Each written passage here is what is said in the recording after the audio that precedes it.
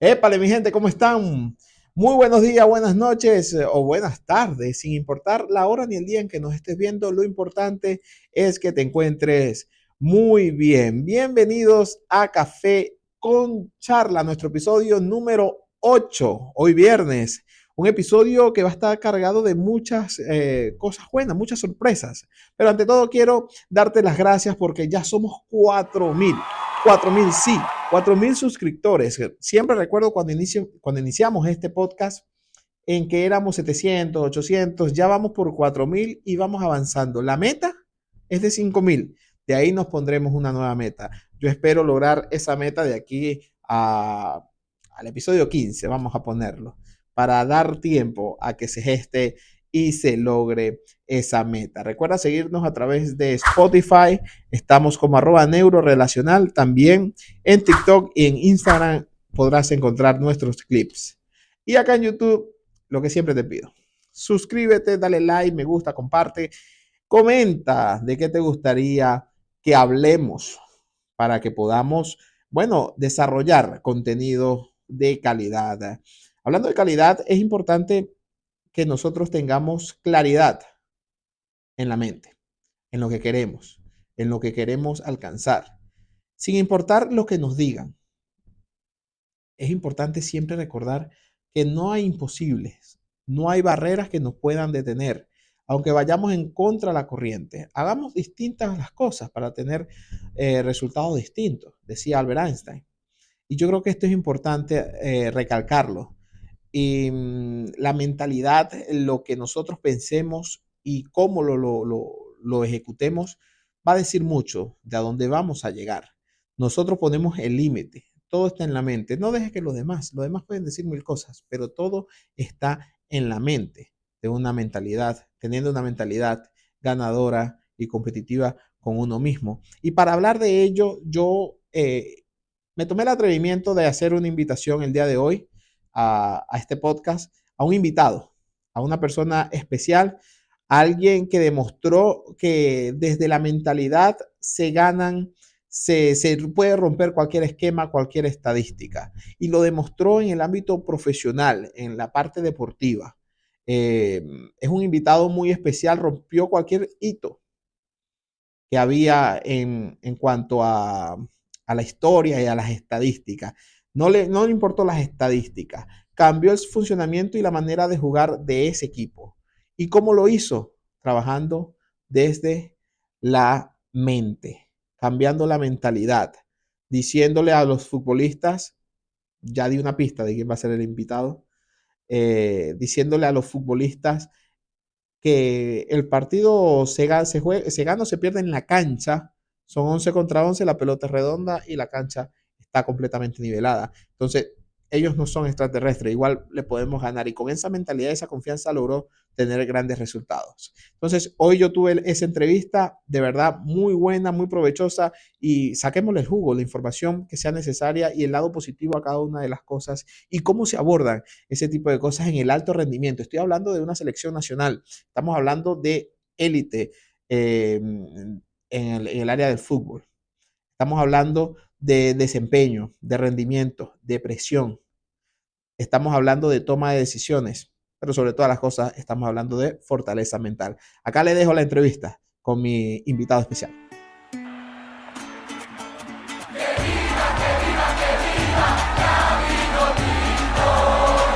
Ya se cobra, bastante elevado, el cabezazo.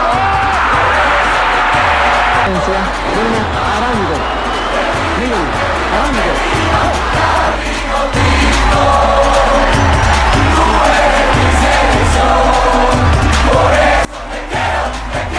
Anda Morán solo contra Tapia. Morán, Tapia. Ahí viene el gol. Claro que sí. Gol de Venezuela. Venezuela 1, Chile 0. El amigo.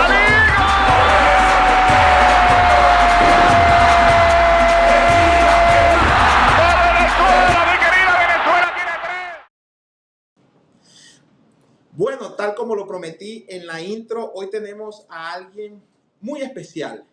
Nos demostró que no hay límites, no hay barreras, no hay partido imposible para ganar. Le cambió la cara a la selección de Venezuela. demostró que todo es posible cuando se tiene una mentalidad irreverente. Hoy tengo el honor de presentar al profesor Richard Páez. Qué gusto, profesor. Muchísimas gracias por estar con nosotros. Hola, hola Douglas. Pues para mí un placer hablar de la selección, hablar de por qué fue la transformación en nuestra selección, porque eso motiva a que cada uno de nosotros siempre tenga una esperanza. Me parece que esa es siempre la idea, incluso de la vida. Uno siempre tiene que vivir con la esperanza de superar, de conseguir, de obtener, de pelear, lo que sea, pero llegar a esa meta con las mejores intenciones. Y si no se logra conseguir la meta, uno queda satisfecho de que todo lo que hiciste fue con la mejor intención. Qué bonito mensaje, profe, porque de eso trata nuestro podcast Café con Charla. Es para hablar un poco acerca de la motivación y la superación personal, y usted es vivo ejemplo de ello, porque allá en el 2001 usted toma esta selección y de manera inmediata, básicamente, le cambia la cara, porque Venezuela se podía contar con los dedos de nuestras manos las victorias que tenía la Vinotinto en eliminatorias, y usted consiguió 4 victorias al hilo en ese proceso de eliminatoria, con resultados sorprendentes, incluso una victoria de visita, la primera en nuestra historia allá en Chile. Coménteme un poco cómo encontró la selección cuando usted la tomó desde lo mental. ¿Por qué no se conseguían esos resultados? Yo creo que el gran problema que siempre tuvo Venezuela y que en estos momentos lo vuelve a presentar es que la gente con la normalidad con que enfrenta las cosas y mucho más siendo seleccionador de Venezuela, todo seleccionador de Venezuela llegaba a nuestra selección con, con una guía que se llama la lógica del fútbol. Había el seguir el mensaje de la lógica, me parece a mí que era la razón por qué Venezuela no podía dar el salto de tener resultados. ¿Por qué razón lo digo? Si tú como entrenador de nuestra selección comparas individualmente y colectivamente los jugadores y los nombres y el reconocimiento internacional que tenían, comparado con los jugadores de Colombia, de Brasil, de Argentina, de Uruguay, de Chile, en ese momento de Paraguay, ese entrenador pensaba, oye, estos jugadores juegan solamente en el campeonato local, lo de Venezuela. Mientras que aquello juega uno en Europa, el otro juega en México, en aquella etapa, estamos hablando del 2001 Sí. y antes del 2001. Entonces siempre había un estigma en donde el jugador venezolano no tenía el nivel suficiente como para competir y ganar partidos de carácter internacional porque era difícil romper contra esa lógica. Desde el punto de vista mental, la mente te decía, no, no se puede. O sea, hay un 5% de que podamos ganar. ¿Y qué es lo que hace un técnico que piensa así? Bueno, coloca un sistema de juego, un planteamiento en la cancha, en donde lo principal era tratar de solidificar defensivamente el equipo, consolidar una línea de 4 en donde los 4 eran marcadores defensivos y una doble línea de 4 volantes por delante, en la cual por lo menos 4 eran constantemente de función defensiva más que de función ofensiva. Y solamente tenía 2 jugadores, un número 10 y un número 9, como para terminar de armar un equipo que uno cree, con el análisis que uno tiene que tenerlo, también con la lógica, uno dice, bueno, está bien estructurado el equipo como para jugar contra estos equipos. Claro, comienza el partido y ya el pensamiento del jugador, la mentalidad que tiene es pensar, aquí hay que jugar para evitar goleadas. Aquí hay que evitar todo lo que sea riesgo. Aquí no hay que asumir riesgo. Entonces, ese planteamiento en la mente del jugador, ojo, yo lo sé porque lo viví en carne propia. Yo fui jugador de la selección nacional en las épocas 70 y 80. Entonces, cuando a nosotros nos hablaban los técnicos, vamos a ver cómo nos defendemos, vamos a aguantar el máximo posible. Cuando Aguantar el agarremos cero. Cuando agarremos la pelota, tírensela ahí arriba al 9 y el 10 ahí, que hagan lo que pueden y volvamos todos para atrás. Te hacían un gol en los primeros 5, 10 minutos y ahí cómo hace. Se Uno en caía la todo. mente. Entonces, todo ese concepto, como yo llamo cultural, que tenía el fútbol de Venezuela, estaba basado en la cultura de la lógica. Me parece que nuestro gran cambio fue, como yo lo había vivido, como yo estuve ahí presente y yo tenía condiciones futbolísticas como para competir, pero me las bloqueaban, me las frenaban porque ese pensamiento no permitía conformar, porque esto no es un juego de uno ni de dos, sino es un Correcto. juego de 11 jugadores. Entonces tú tienes que crear o construir una mentalidad colectiva en donde tú te sientas con la palabra mágica que yo siempre digo que se llama la confianza. La Correcto. única forma de que tú expreses tu máxima nivel de talento, de potencial que tú llevas por dentro, es que tú te tengas confianza. Y que tú sepas que el que está al frente, que es el técnico, te está teniendo confianza, que te está dando toda la demostración, yo confío en ti. ¿Y cómo hago para hacerlos confiar? Bueno, tú eres un lateral de salida. Los dos laterales míos eran de salida, no eran Correcto. marcadores. Los dos centrales yo no les permitía romper, rechazar, lanzar la pelota lo más lejos. No, papá, conmigo tenían que o bajarla o cabecear a un compañero que siempre colocábamos lo que llamábamos los jugadores receptores de los Correcto. cabezazos de los defensas. Entonces teníamos ese tipo de jugadas que cuando ellos sabían que tenían que cabecear para un sector de la cancha, que ahí tenían que aparecer jugadores receptores de ese balón. Correcto. Entonces, ese mensaje fue bajando. Los dos mediocampistas eran de salida, eran mixtos, más que recuperadores o marcadores, como siempre jugábamos ahí. Eran dos volantes mixtos, los dos volantes por fuera. Ahí comenzaba el cambio porque ya no eran carrileros como lo usan normalmente los equipos, sino que yo interpreté el juego con tres volantes 10 que no estaban con la idea de juego posicional fijo, sino que tenían permiso de rotar sus movimientos, sus posiciones. Y un centro delantero que trataba de ser más que un falso 9, más que un 9 fijo, porque me gustaba que él bajara a conformar juego, conexiones en el medio campo. Entonces, ese equipo, cuando comenzamos al principio, la gente, los analistas, los periodistas, los que hablaban, los que estaban los mismos fanáticos, decían, no, eso es suicida. ¿Cómo vamos a jugar contra Argentina y contra Brasil? No digamos contra los otros, porque había cierto grado ya de nivelación con algunos Sí, otros. correcto. Pero Brasil, Argentina, Uruguay, Uruguay. Colombia, ir a jugar afuera 4-2-3-1. Está loco, profe. Ustedes nos van a golear. Si nos goleaban, ahora sí nos van a.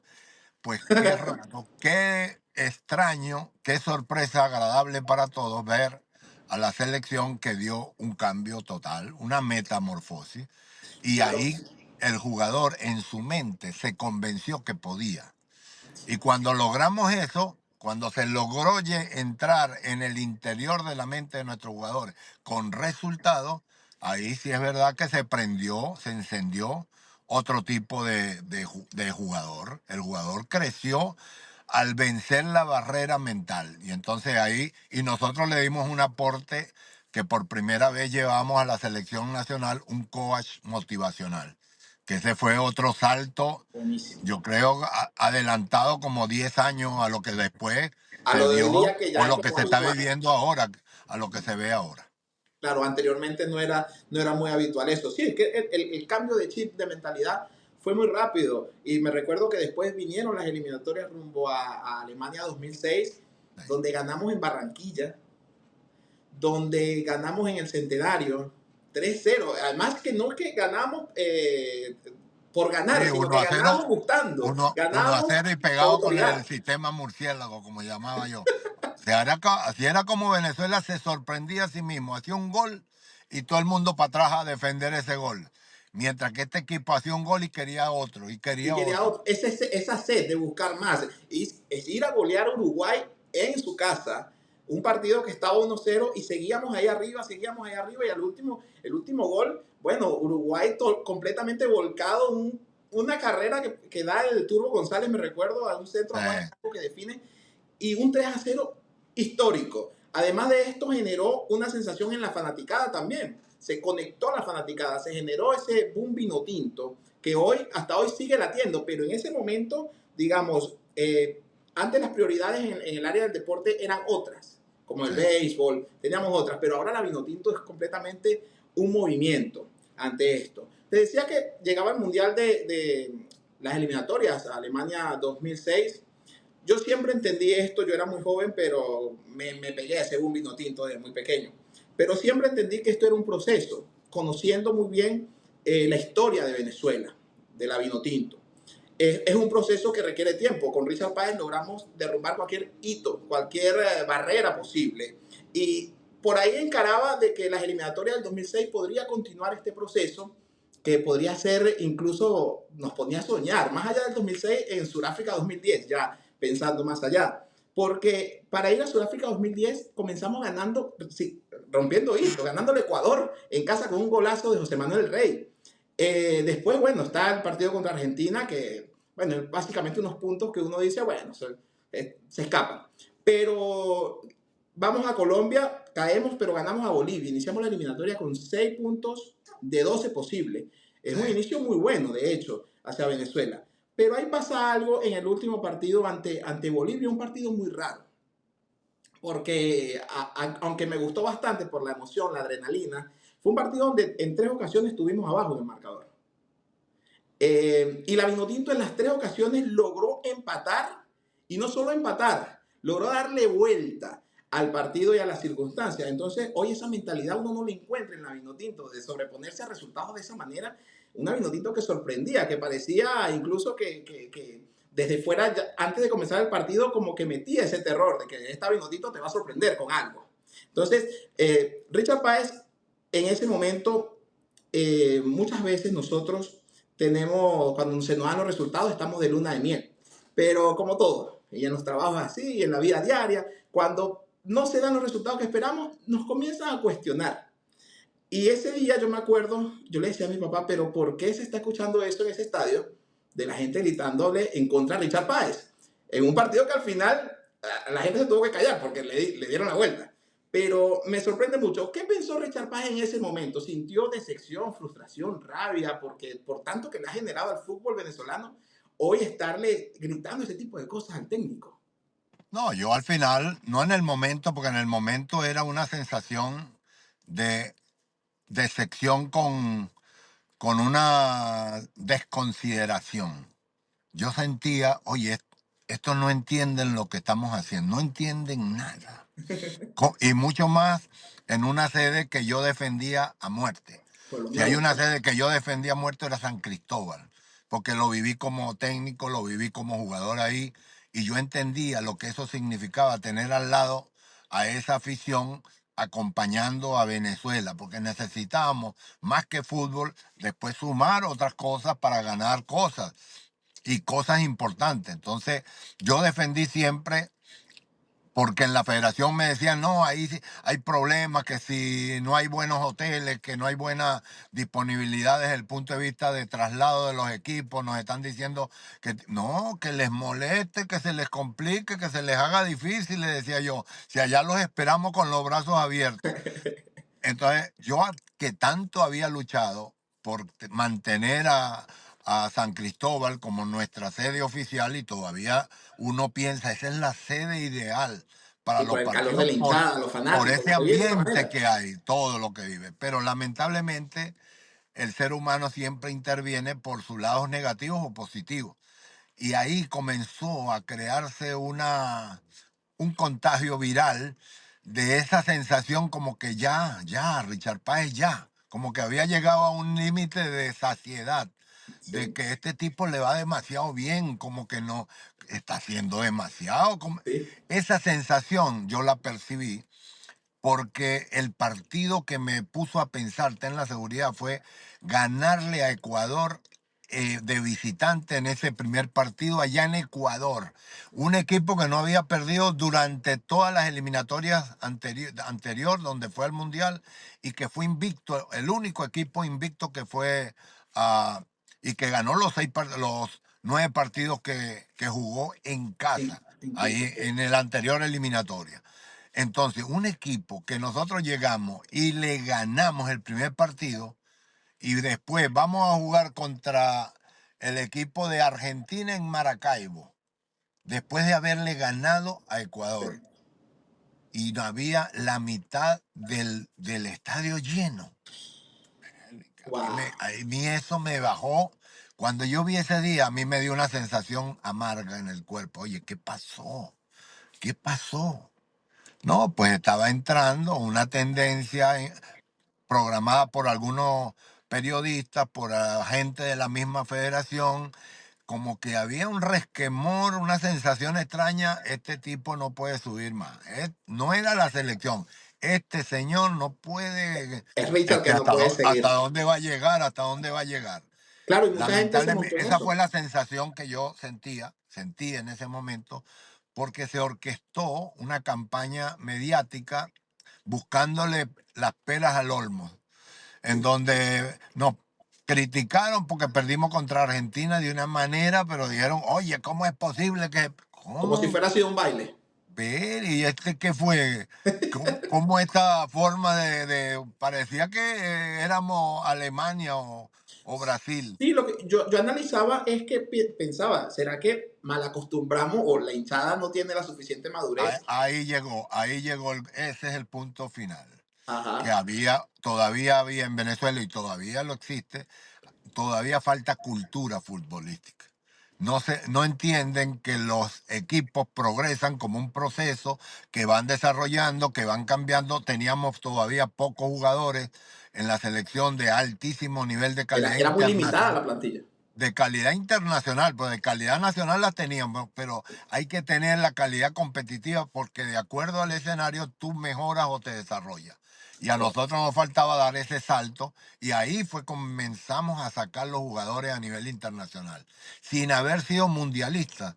Y eso no se dan cuenta la gente, que sin haber sido mundialista, el jugador venezolano comenzó a ser visto por los agentes o por los equipos internacionales. Sí, sí. Entonces ahí se demostró que nuestra selección dejó un golpe en la mesa como para que la gente dijera, no, este equipo está jugando a algo, está jugando fútbol, está desarrollando una actitud adecuada.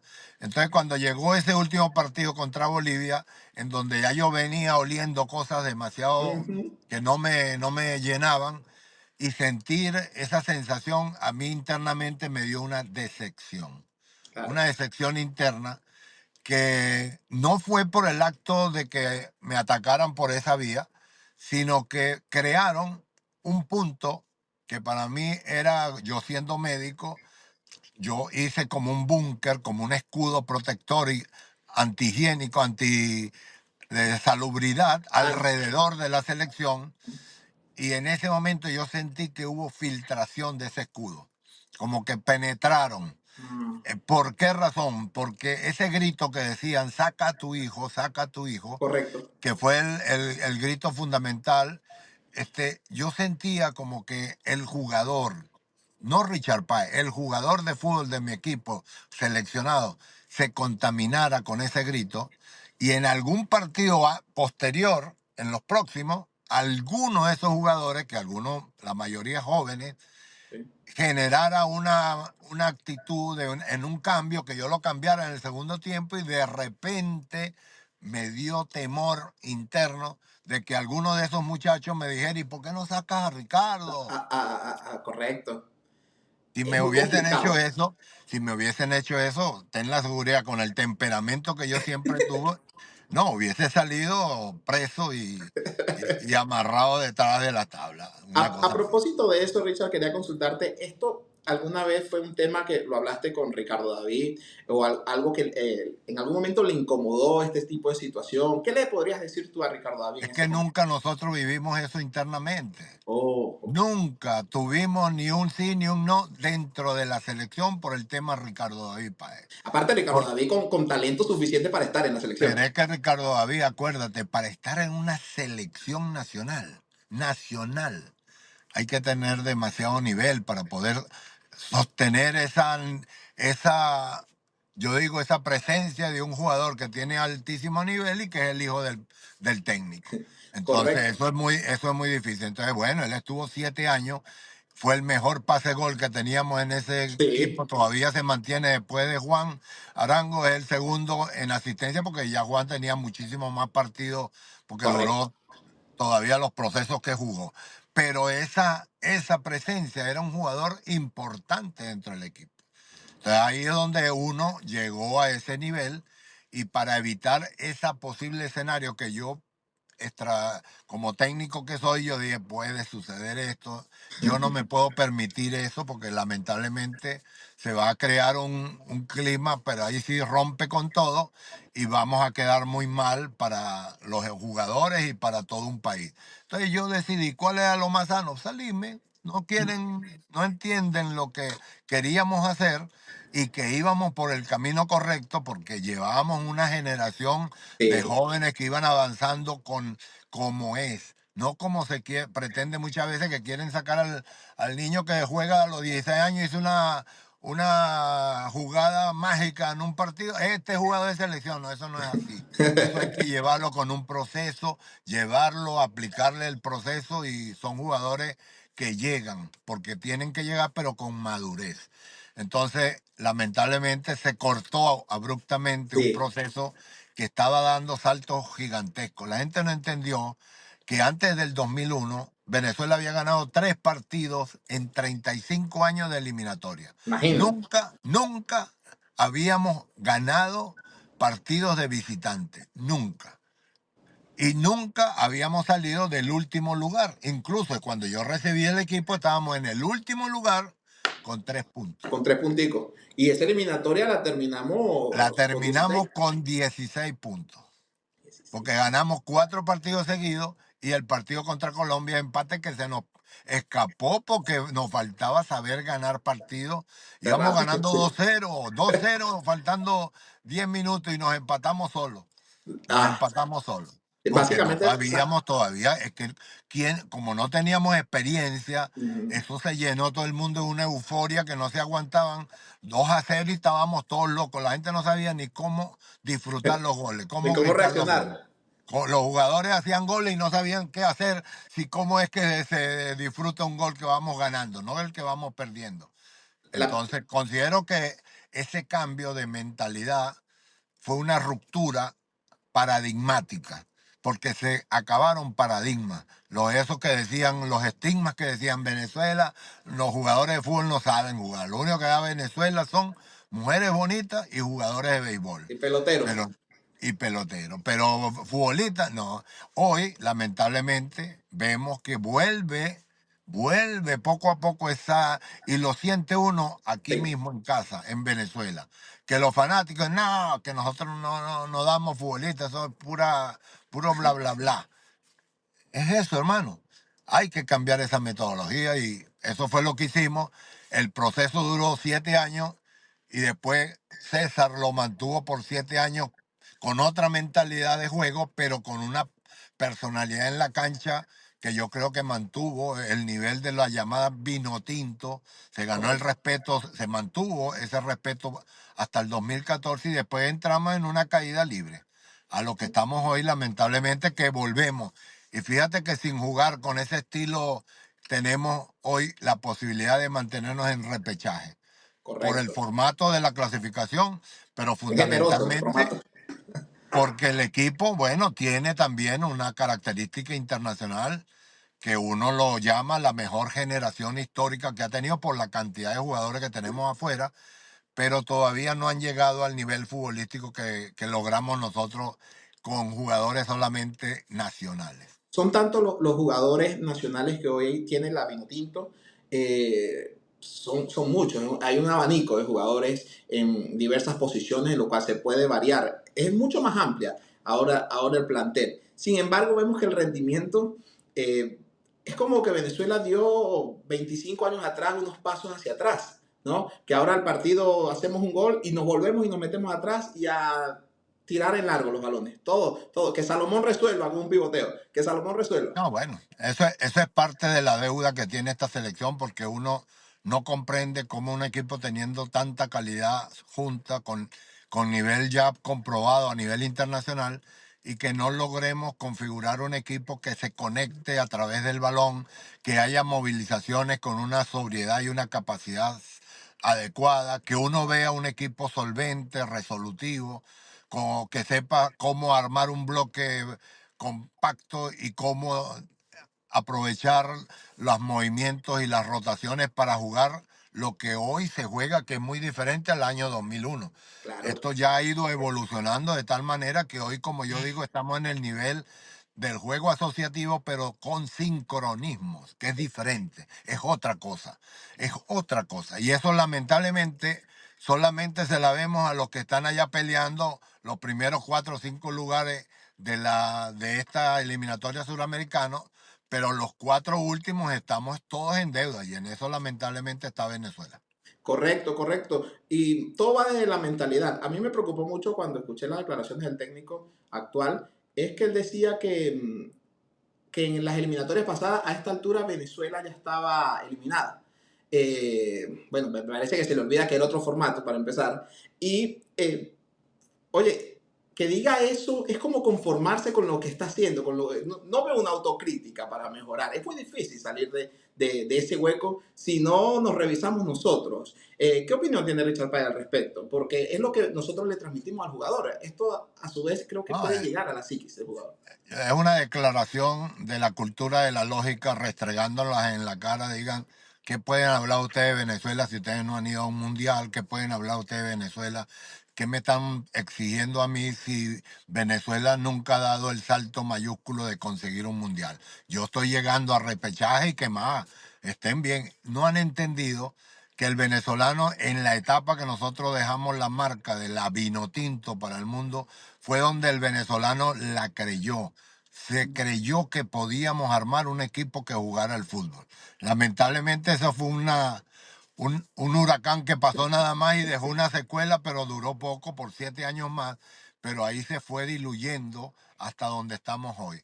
Considero que son circunstancias que es un reto, porque hoy, si te das cuenta, a pesar de los pesares, estamos en el 7.º lugar, estamos en lucha de repechaje, y para mí el próximo partido contra Bolivia se define cuál de los dos equipos llega al el puesto de repechaje. Entonces, ese es, a pesar de que todavía no ha mostrado un equipo sólido, consistente, un teamwork que uno diga, oye, está jugando fútbol, este equipo está jugando fútbol. No, uno ve deudas por aquí, deudas por allá, tal jugador no funciona, no hay juego asociativo, le echamos siempre la culpa al jugador que hace mal las cosas, pero en línea general es todo el equipo, porque el equipo son ellos, son corresponsables el técnico y los jugadores para los buenos y los malos resultados. Ayer leí un Entonces, tweet, ayer leí un tweet tuyo, perdona que te interrumpa, que decía que no te se veía que no te gustaba el ganar como sea, no, que no, es de no, equipo chico, no, no, no, no, no, no. ¿no? No, no, no, no, no. Hay que ganar con Es que todo. fue lo que nosotros cambiamos. Es Correcto. lo que te decía, lo de la mentalidad de la lógica. La lógica dice que Venezuela es un equipo chico comparado con Brasil, con Argentina, con Colombia, con Uruguay, con todos esos mundialistas. Pero si tú piensas que eres chico y actúas como chico y juegas como chico, Te quedas como chico. ¿qué vas a hacer? Vas a perder como chico. Claro. Ahora, esa mentalidad de chico, ¿qué es lo que hace? Defenderse a ultranza porque soy perdedor, este me va a ganar y yo me defiendo. Entonces tú ya empiezas perdiendo los partidos. Wow. Mientras que si tú actúas con una mentalidad, ¿de dónde saca esta vaina de que tú puedes? Pero hermano, tú eres el mismo jugador, yo tengo condiciones, yo sé jugar. Si yo, como yo le decía a los jugadores, yo soy médico cirujano traumatólogo. Y yo le decía a los jugadores, y me llevé un bisturí un día y le dije, mire, opéreme a tal persona. Si yo le digo que opere a tal persona, usted hace esa vaina. El tipo me decía, no, profe, está loco, yo no sé ni cómo se agarra ese Ese instrumento. Vitorino. Yo lo puedo agarrar, sí, pero ¿cómo así? No, yo no puedo operar, no, loco, ni loco. Ah, pero jugar fútbol sí. Claro. Jugar fútbol sí puedes, ¿no? Porque tú sabes cómo se para un balón, cómo se toca, cómo se perfila, cómo piensas antes de recibir la jugada, la visión panorámica. Eso lo sabes hacer. Hermano, si tú lo sabes hacer y el compañero lo sabe hacer y aquel lo sabe hacer y aquel, yo te voy a reunir gente que todo el mundo sabe hacer. ¿Cuál es el problema de jugar de tú a tú contra ese que viene ahí? No sé cómo se llame. A todos los respeto, a todos siento que son rivales. Correcto. Y como rival, yo me pongo a la altura. No, que tiene mucha historia, no, que son campeones del mundo. A la altura porque el campo no pone escalones. En el campo todos estamos en la misma altura, hermano. Claro. Entonces tú comienzas a jugar y el que comienza a jugar y el que lo haga mejor, gana. O por lo menos se acerca a ganar. No siempre a veces uno jugando bien gana. No siempre, porque el otro aprovechó algo y ganó. Claro. Es así. Entonces, esa mentalidad de hacerte sentir confiado de que tú eres capaz, a pesar de que la historia, la lógica, los números, las estadísticas, los análisis, bla, bla, bla, toda la teoría que es verdad, pero hay saltos se rompe la rueda en un momento determinado, uno no sabe. Claro. Cuando Claro. comenzamos a ganar, la gente dijo, ah, no, profe, usted es un loco. No es un loco, usted lo que es un visionario. Pero hermano, es así, es así. Eso fue lo que hicimos. Ten la seguridad que así lo hicimos y el jugador creció, creció, creció. Y entonces llegó esos partidos en donde hubo una vez en un partido contra Perú 3-0 ganando allá en San Cristóbal, en los primeros partidos ese de los 4 partidos ganados. Fíjate cómo empezamos nosotros. 2-0 Uruguay, 2-0 a Chile en Santiago de Chile, 3-0 a Perú y 3-1 a Paraguay. Paraguay. Papá, eso se explica cómo. ¿Cómo Claro. se explica eso? Ahorita que llegara a Venezuela hubiese hecho lo mismo, que le ganara a Perú 3-0, a Bolivia 2-0, empezar y se diera esa locura. ¿Cómo queda? No, no, ese equipo, ese no está jugando como sea. No, correcto. No se puede ganar como sea, 2-0, 3-0, no se puede ganar 3. No, no, no, no. A mí que no me digan eso. Y esa es la pregunta que yo siempre hice. ¿Será, no será que si en el año 2001 nosotros hubiésemos ganado como sea, Mm, se hubiese atrapado a un país? No. no. No. Nosotros atrapamos al país porque vieron que ese 2-0, 2-0, 3-0 y 3-1 se jugó al fútbol. Y tanto Uruguay como Chile, como Paraguay, como Perú sacaron a los entrenadores porque quedaron sorprendidos cómo Venezuela le ganaba. Eso fue Increíble. otra cosa que hizo en esa etapa nosotros, que partido que ganábamos, el técnico lo votaban. ¿Cómo le va a Wow. ganar a Venezuela? Pero bueno, Indignación sentían. claro, Venezuela, si no le podía ganar a nadie. Hasta ahí llegó esa posición y de ahí en adelante, después César, cuando yo me fui, lo vivió, que ahí ya, ahora sí ya no es lo mismo. Esta Venezuela te puede ganar, que te puede ganar, no que vamos a jugar aquí en casa en Lima, no, te puede ganar en Lima, te puede ganar en Santiago, te puede ganar en Ecuador, te puede ganar en Colombia, porque es que ya habíamos ganado.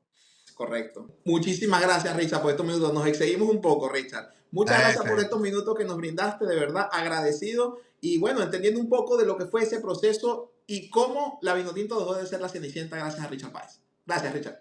gracias, doble, gracias a todos. Chao, chao. Chao. Así es, era Richard Páez, exdirector técnico de la selección venezolana de fútbol, marcó un antes y un después en la selección, le cambió la cara, le cambió el rostro y hoy eso que sembró podemos estarlo cosechando. Sin embargo, tenemos que cambiar capaz la mentalidad que estamos llevando ahora mismo como selección. La reflexión es que hagamos las cosas de manera que tengamos un hambre de lograr las victorias. Hoy la Vinotinto juega de una manera que no termina de agradar, no termina de gustar. Lo decía el mismo Richard Paz en la entrevista. Decía que ganar como sean es de equipo chico, es de equipo pequeño. Hay que ganar con autoridad. Hay que ganar jugando bien, ganar como sea es de equipo chico. Y al final los equipos chicos terminan recibiendo derrotas de equipos chicos. Cambiemos ese chip. tantas cosas que dejó para reflexionar. De hecho, prefirió dejar la selección, digamos, para tener la paz mental y evitar futuros inconvenientes. Hay peleas que no se batallan, simplemente hay que decidir cuál vamos a pelear y cuáles no, para no desgastarnos y tener paz mental. Richard Páez lo hizo de esa manera después de aquel partido extraño, como lo dije en la entrevista, pero donde se llevó una decepción porque él entregó todo para la selección y muchos se montaron en ese plan de boicotearlo y mucha gente sin saber sirvieron de tontos útiles para conseguirlo.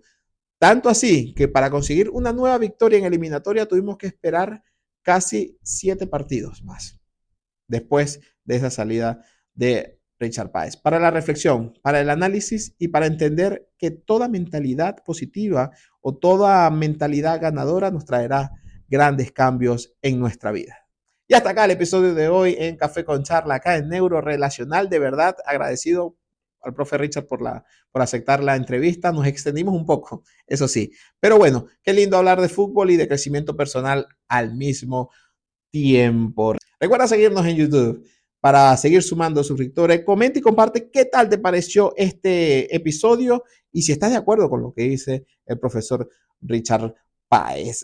Síguenos en TikTok y en Instagram, @neurorelacional, y en Spotify, que este episodio va para allá, como @neurorelacional. Esto fue Café con Charla, acá en Neurorelacional. Crece con nosotros y marca la diferencia. Chao, será hasta el martes. Recuerda, cree en grande.